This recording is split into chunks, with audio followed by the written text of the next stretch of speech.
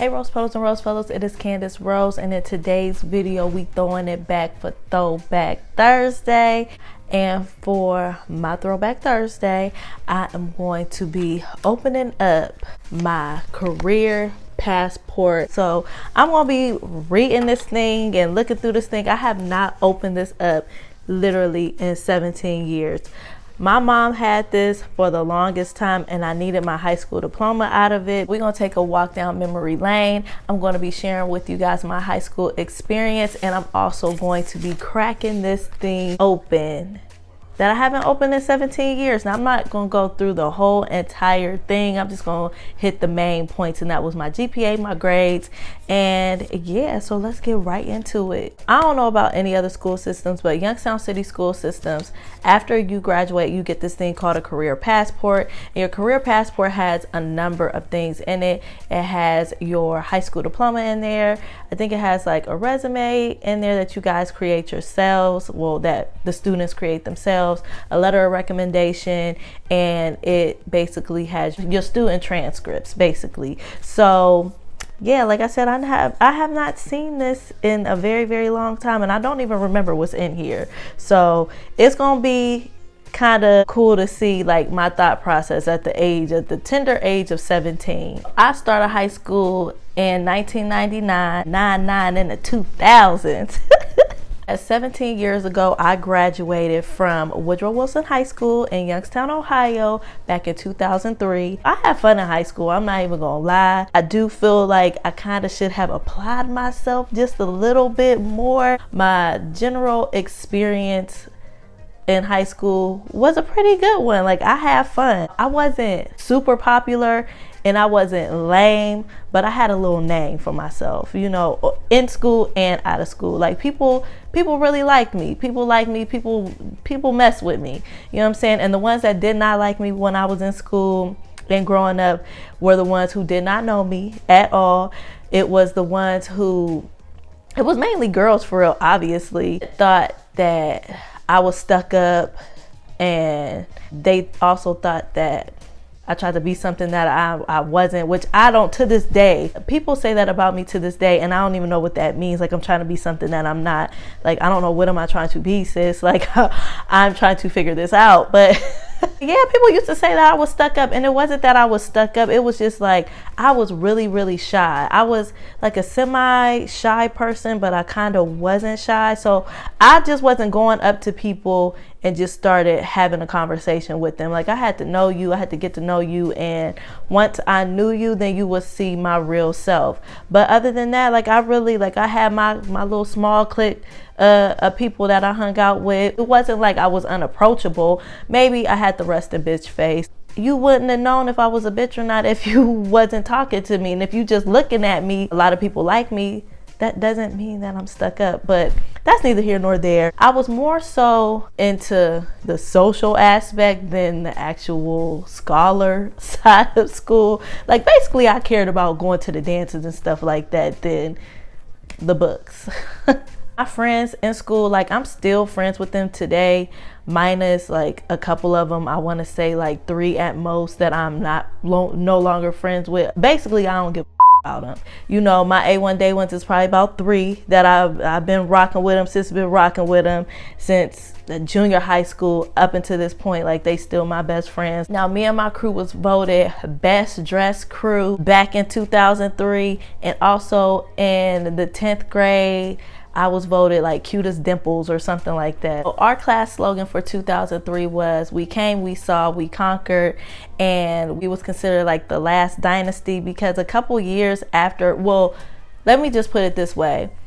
Our class was supposed to be the last class at that school. They were supposed to close the school down, tear it down, and then rebuild it to make it a junior high school. 2006, that's when they closed it down. But we thought that we were the last class in the original school, so we were considered the last dynasty. Everybody pretty much was into Jay-Z back then, so the I saw Conquered came from, I think it was like the Encore song from his Black album, because that was considered his last album. So we always used to throw up our dynasty signs because We love Jay-Z, and we was considered the last dynasty. We came, we saw, we conquered. I was here for it, honey. I was here for all of that because I love me some Jay-Z. As far as sports, I really wasn't an active person. Like, I just thought I was just like, I just thought I had two left feet when it came to sports. I was very uncoordinated. Instead, I joined like a whole bunch of clubs. So I was in French club, pep club, and I was in this club called Pride, which stood for Peers Reflecting Individual Decisions Effectively. Cannot believe I remember that after 17 years. So yeah, so I was a part of a couple of groups, and that was French club, pep club, and Pride. And at the time when they was taking, you know, pictures of all the clubs and stuff like that, I was always at Career Center. I missed out on all of those yearbook pictures except for one of them. I had to go to school for something. I had to go pick up a book or something like that. And it just so happened that the senior advisors were taking their picture for yearbook. I was not part of the senior advisors at all whatsoever, but my best friend Kiana was. I was walking with her to take her picture, and her and my friend, they was like, yeah, come get in the picture, come get in the picture. So me being the person that I am, I'm like, shoot, forget it. So I got in the picture, and you can see me in the yearbook, and I'm even mentioned as a senior advisor, and I wasn't even on the senior advisory board at all. I thought that was so funny, and I took this picture like I was just proud to be a senior advisor. It was hilarious. Back then we had to take these things called proficiency tests, and the proficiency test basically tests your knowledge and your academics and science, math, handwriting, and English, I believe. You talking about stress. If a teenager ever had to be under stress, take them doggone proficiency tests, because they was like the ACTs, the SATs, it was kind of up there, because if you did not pass those proficiency tests, you did not graduate. It did not matter if you had enough credits. It did not matter if you were a straight A student. If you did not pass those proficiency tests, and at that time you had to get a 200 in order to pass. I think those tests are called something else now. It's called like the Ohio State test or something like that. I don't know. But if you got a 199 and it was your last time, you did not graduate. And I felt like that was so stupid, because I knew a whole bunch of people who are very, very bright and very, very smart, and they did not graduate because they missed maybe 1 or 2 points off of like a math proficiency test, which I thought that was so stupid. So the moment of truth, we're gonna go ahead and get into this career passport. Try to make it nice and fancy and professional, like I got some type of corporate job or something like that. So when you open it up, it is my high school diploma. And then this picture, I don't even know what this slot was for, but my mom put a picture of my senior picture in there, and I look so silly. It's like, no, I look cute. Shoot. I took my senior pictures at OKCO. Okay, I did not go to Robertson like everybody else did. Okay. This looks like a letter of recommendation from the superintendent. Let's get down to the good part. At that time, I wanted to become a pediatrician, which is so crazy. I love kids and I love babies to this day. I don't have any. I got a stepson, but I wanted to become a pediatrician, and it's just so funny even looking at this and reading my plans when I got out of high school. That is so funny. I said I wanted to go to YSU, which I did not want to go to YSU whatsoever. I wanted to leave the nest.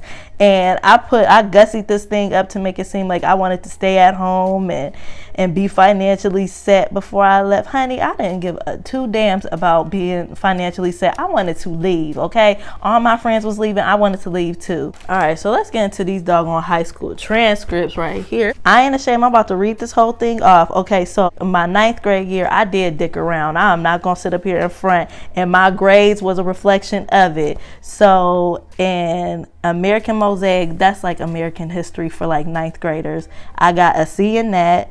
Biology 1, I got a D. English 1, I got a C. Algebra and geometry, I got an F. Like, oh my gosh, I got an F. You see, in health, I got a C. And I actually liked health. I'm surprised that I got a C in health, but I don't know. Phys ed, I got a C. In Spanish 1, I got a D. Like, what the heck was I doing? getting a D in Spanish. Like, I did not like Spanish. My 9th grade year was a complete shit show, and I was stressed out about it. My friends to this day, they pick on me about how stressed I was in the 9th grade. My 10th grade year, American history, I got a C.